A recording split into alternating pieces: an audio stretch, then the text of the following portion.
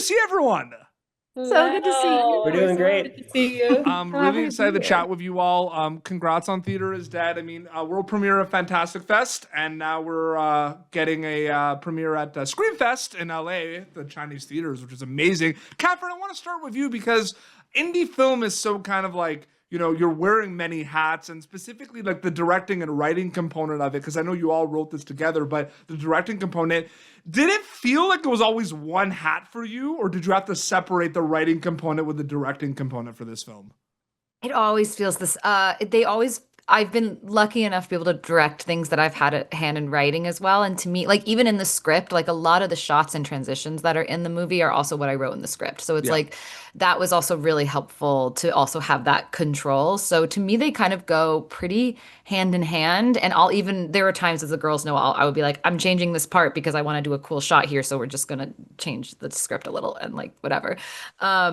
Especially when, the limitation is the mother of creativity or whatever that saying is. So when we did not have many days to film. So it's also like, how do we can, take this scene and make it like two scenes and make it one scene and do a fun one take that goes into it, just go right into that next thing. So there are lots of fun things to do. And it really was lovely and it was really fun. It was very, that because this is an indie film, we don't have any studio telling us what to do. So that creativity and creative freedom is really amazing. No, absolutely. And Decker, I wanted you to kind of add to that a little bit in regards to the fact that, this is not the first film you've made with this incredible group. And I'm wondering, like, for this one, it has kind of the genre bending component where it is kind of comedy, it is horror, it's a lot of things.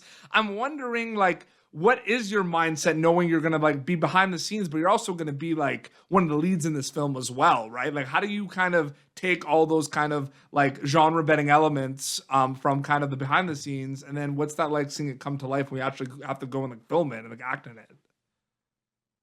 Great question. I think for Willow specifically, because she is a little bit of that layman, wanting to be in the world, but a little bit of an outsider, at least at first, there's this grounded element where she's not quite a theater kid yet, and that kind of changes throughout the film. Mm-hmm. But as far as wearing the multiple hats, we did as much as we could during pre-production. We did so many rehearsals and pre-production that when it came to shooting, I could kind of trust that the rest of the producing team here had my back on that stuff. And of course things pop up, and we had a lot of late nights working on that. And then, there's an early morning call time, but that's part of the fun and excitement of it all. No, absolutely. And Madison, we were saying before, we kind of manifested this interview, yes. right? Because, which is so awesome. It's all storytelling at the end of the day. This character is very different than other characters you play in the past. Very different, I would say. Well, especially based on like The Conjuring, compared to The Conjuring, it's completely different. I'm wondering what those conversations are like with Katherine, Decker, and Olivia about, playing a character that, might be a little different, might be kind of out of the comfort zone a bit. Like, what's that like for you? It took us a really long time and a lot of trial and error to figure out how Taylor fit into the story. And there was a lot of going back and forth about our red herring and just like what she is as a tool from a storytelling technique as well. Mm-hmm. And then once we sort of landed on what her arc is, then we tried to inject as much fun in there as possible and try to make her as weird as possible. And as an actor, for me, that's just super exciting. Like we would implement these Taylor quirks, and then knowing that I got to play her, I was like, oh yeah, let's go take it even further.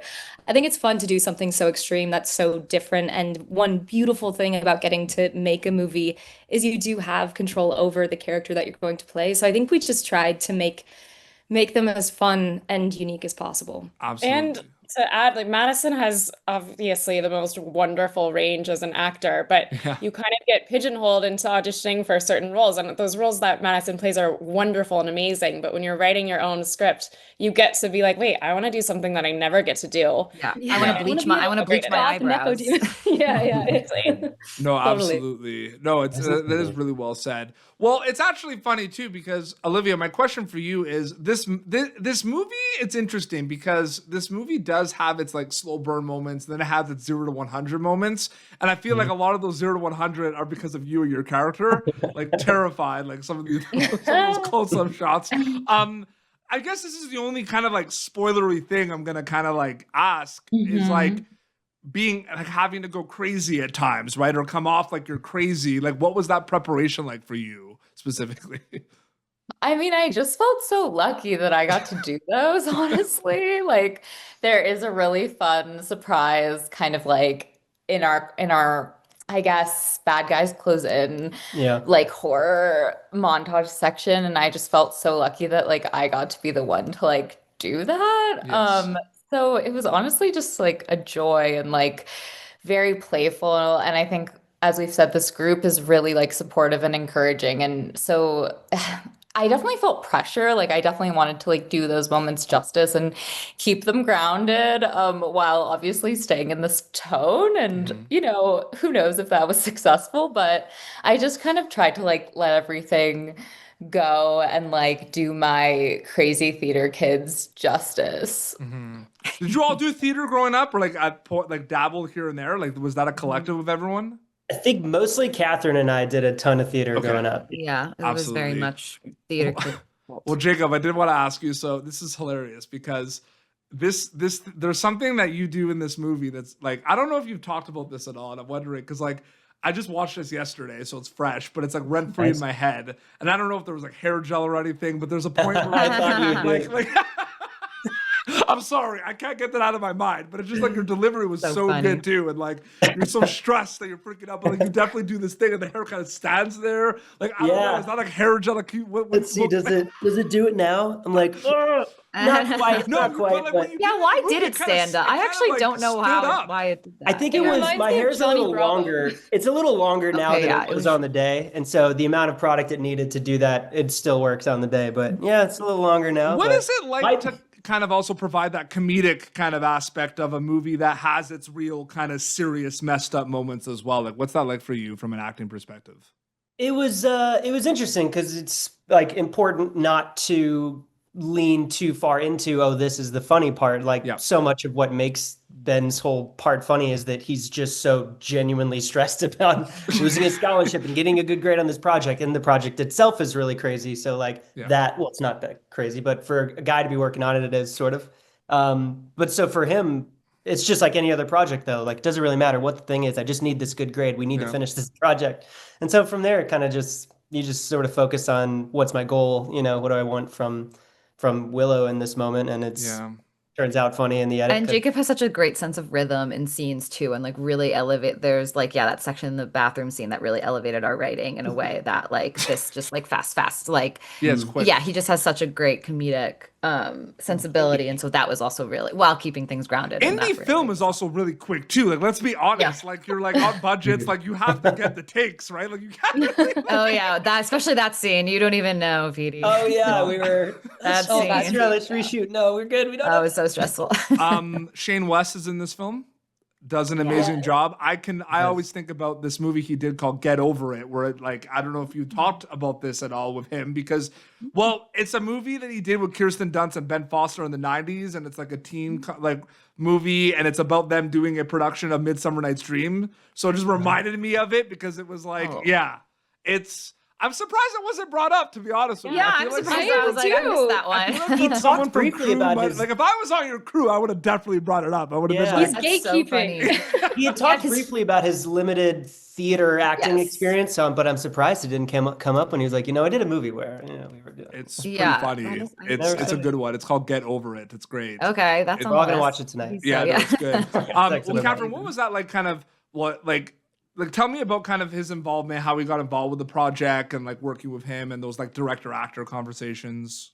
Yes. Oh my God. I mean, it was so fun. Yeah. I mean, we got the script to him and he loved it. He really connected with it right away. And that was really wonderful for us, especially as indie filmmakers, to him to take a chance. Like he even said, he was like, I just love the script so much. I didn't know who you guys were. He'd like seen Juniper and really liked it. And so, but he Juniper's just didn't. great, by the way. I just want to say, Oh, I that's love so that nice. movie. We featured We you love all on that back in the day. That's the say. Yes, yes. I have my tattoo. Yeah. He. So it was really it was so wonderful for me to get to work with an actor who's been doing it for like 20 years. Like he is like such a veteran actor.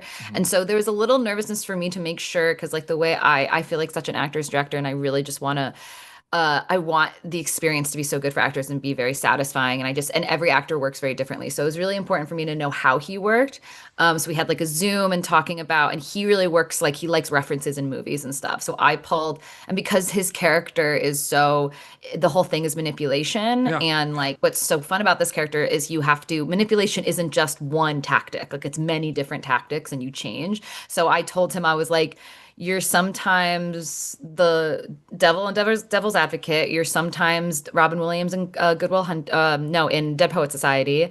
You're sometimes the dad in Easy A. Like I gave him these like specific things that he really liked, and and also he pulled his own. He's brilliant and used his own stuff. But he really. Yeah, I mean, he was just great. He was so receptive to, not that he needed that many notes, but like he like really just wanted to know, like try different things and play around. And so it was really, really lovely to work with him. It was such a joy.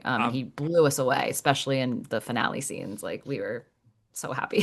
For sure. And Decker, I want to ask you a question, because Jacob brought up a good point about, the comedy point of view. You want to be careful. Well, you don't want to go kind of overdo it, go over the top. And I'm wondering, your character is really kind of like involved with both sides of it. You have interactions with characters where it's really funny, and then you have interactions where it's not funny at all. Was that different kind of mindset or preparation for you to kind of balance that, where like you have some scenes that are more kind of horror movie-esque and you have some that are more comedy? Like I was just wondering about that, because I noticed that about your character specifically. You're kind of thrown into both of those worlds throughout the entire film, in my opinion.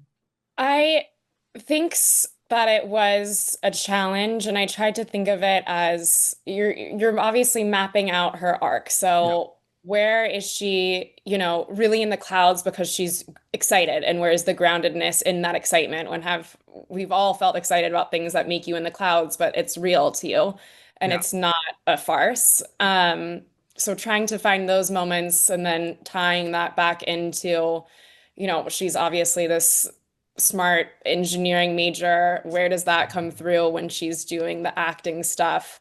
But I would say mapping that arc and just making sure I knew each day, because obviously you're not filming in order. So like making sure each day that you remember exactly what the tone is supposed to be. And then Katherine, of course, would help me with adjustments when, when I'm too grounded or like too low energy, or the opposite, and you just kind of work that way. It's a hard balance to strike, and obviously she crushed it. It's like, because sometimes you're the straight man, sometimes Willow is the straight man, or sometimes she's the unusual one, and it's like it's kind of bouncing back. Sometimes she's the audience and sometimes she's not. Like it's a hard. But when I first watched our first cut, when I was doing my director's cut, before any of the producers saw it, and I watched the first act, I was over the moon, because I was like, oh, I was like, oh, wow, I really like Willow. It's like, I remember you left us a voice. I said, I was like, Willow is like, It's working. You want her to succeed, and that is really, I mean, that's a huge key to the movie. So it was very. Decker, you also do a very good job where you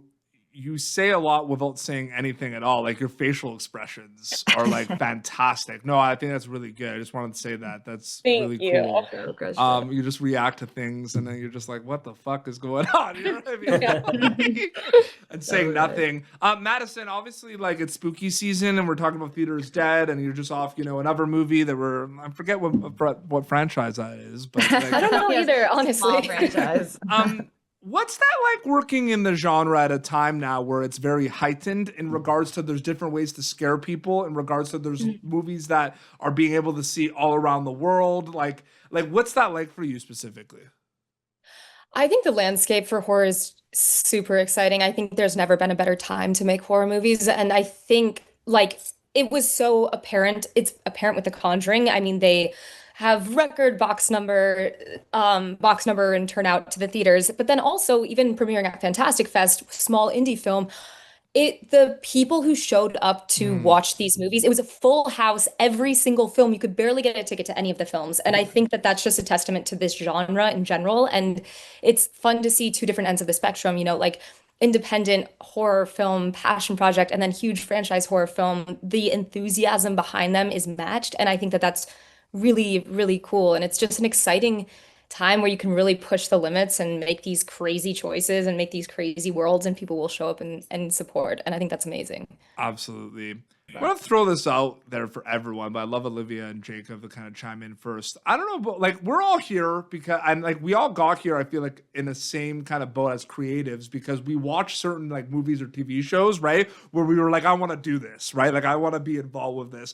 Do you all feel like you watch things completely different now that you know kind of how things are made? Because I think about like a lot of the PG-13 horror movies I went to go see, right? And I had certain opinions on them, and I'm like, what would it be like now? You know what I mean? Would I have different opinions on those films? I have a really horrible trait where I watch things and I'll go, oh, that was the audition scene. Or they had to do like a wide shot there. They had no choice. You know what I mean? Or she'll be like, that was ADR. Like, I didn't even notice, but yeah, you did.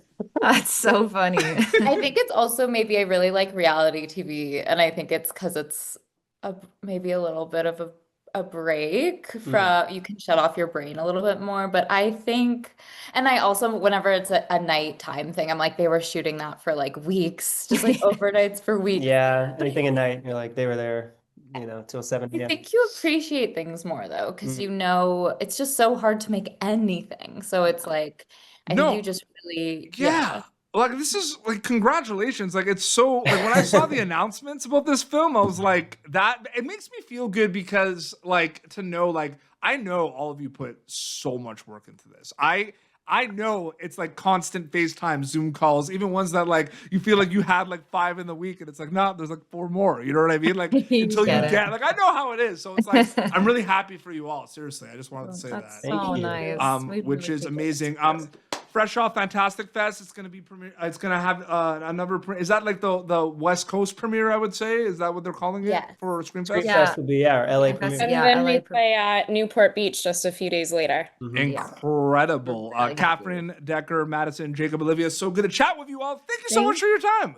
Thank So good you. to see you. We love Popternative. Absolutely. Want to plug away all the like where people can check out things like social medias, Catherine, anything like you mentioned the screenings, but anything else specifically? Yes, definitely Theater is Dead, spelled the American way, at Theater is Dead on Instagram and on TikTok. You can follow up to date with everything there and that's going on. So yes, definitely follow us there and you'll see all the screenings, when we get distribution, all that stuff. Updates, but also like vibes, And vibes. Yeah. Fun, trends. This feels good. Absolutely. Well, this has been Popternative, youtube.com/Popternative for previous episodes. Popternative.com has a lot of content. Look out for Popternative magazine as well on Instagram. We have a lot of cool things happening there. Until next time, this is Catherine, Decker, Madison, Jacob, Olivia, and Petey Beats signing off.